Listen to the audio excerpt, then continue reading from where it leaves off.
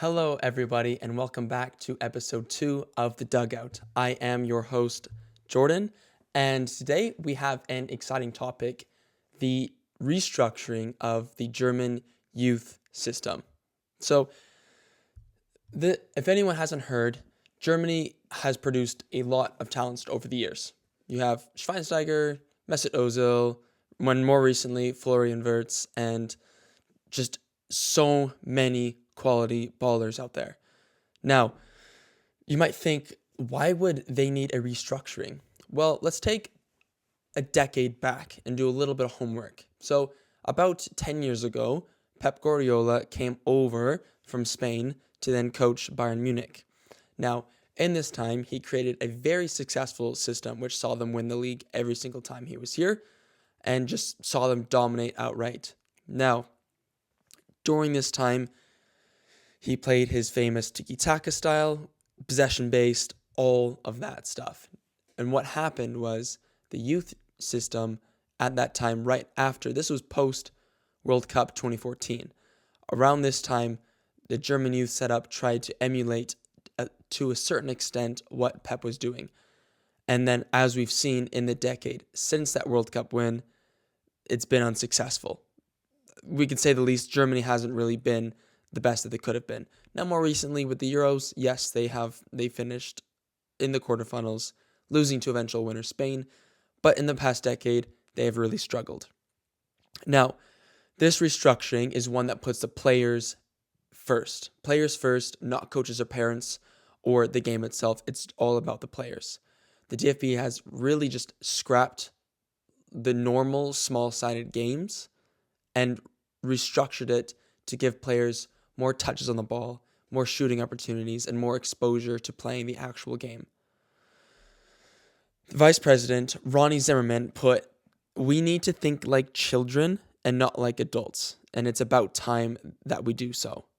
So these new formats prioritize fun, learning, and very small direction.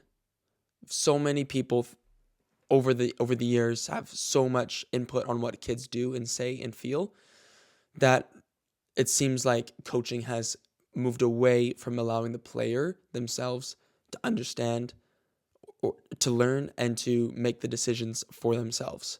So let's go through and just break it down a little bit. So in terms of age groups, the G youth or under 6s and under 7s will play in games of 2v2s and 3v3s maximum. So, and no goalkeepers as well. And the reason for no goalkeepers is that there's 2 nets to score on. So it gives players a decision, either go to the right side or go to the left side. So after each goal, the players will also rotate. So they're playing sort of different spots and they treat it like a king square. So basically you'll have like a line of fields and you'll have a top field and a bottom field. And this top field, if you win, you stay here, or if you win in the middle, you move up. And if you lose, you move down. So this gives players an opportunity to play all sort of skill levels, but if they're struggling, they'll find their way closer to players that are also struggling as well, and it's going to be a more even matchup, while those players that are very successful will then move up to the top. And this just allows all players to, it doesn't really matter what team they are, because eventually they'll find the right kind of sort of happy medium, the Goldilocks area, so to speak. So this gives players just the confidence they need to be able to find success in their ability and to be able to try things. Because if I'm playing a player that's way better than me, I'm not trying things. I'm playing safe. As a kid, I'm playing safe. But if it's too easy for them, they're not really going to take it seriously. It's not going to be game speed. They're not really going to try their best. So this gives players the best of both worlds. By the time they reach the under 8s and under 9s, the game format expands just a little bit. So they go from like 2v2, 3v3s to 3v3s and 5v5 matches. And then for the older groups, they like for your under 10s and under 11s, that's when you go into 5v5, 7v7. And only when they reach U10 and U11 do goalkeepers come into play. Now, I think this is a very good way to introduce goalkeepers.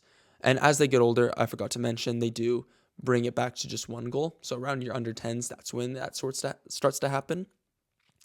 And so that's when that's when goalkeepers are here. That's when, more players are being involved. So by this time, Germany is expecting their players to actually understand decision making and 1v1 abilities, 2v2s. And now, can you do it with more players?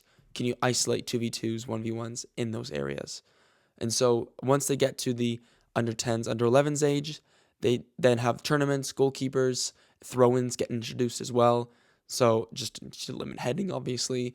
And the focus is still on fun and learning and letting kids figure out the game by themselves. The game is the best teacher. Let's be real here. Now, the elimination of heading from the early ages, I don't think it's really that big of a deal that I've seen.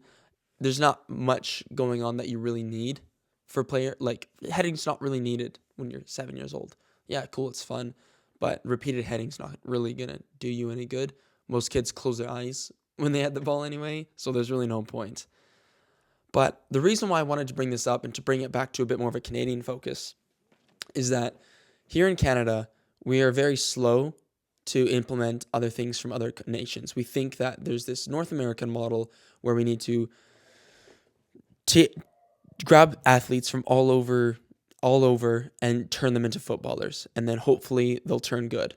But in reality, what we need to be doing is teaching kids from a very young age how to actually play this sport, and then focus on athlete in the future. So basically, what will happen is that they learn how to play the sport first, and then as they get older, turn these players into athletes. When, their hormones are starting, once they get to the certain age where hormones kick in, puberty kicks in, and they start to grow, that's when we can start to look at them in sports science and fitness and that sort of spectrum of things. But for when the younger ages, where they really need to focus on decision making, touches on the ball as much as possible, this is such a brilliant thing. And I think Canada, we should be taking elements of this. Like for myself, I had a session today, and that's what I did. At the very end of the session, I did 2v2s and 3v3s with 2 gates for the players to dribble through, dribble-ins. I didn't have to say no heading, but basically I allowed the players to be able to express themselves, and I just kind of sat back and just facilitated the game. And ever so often, I would input myself in, not that I really needed to, but just letting the players out at the end of the session, last 20 minutes, do their own thing.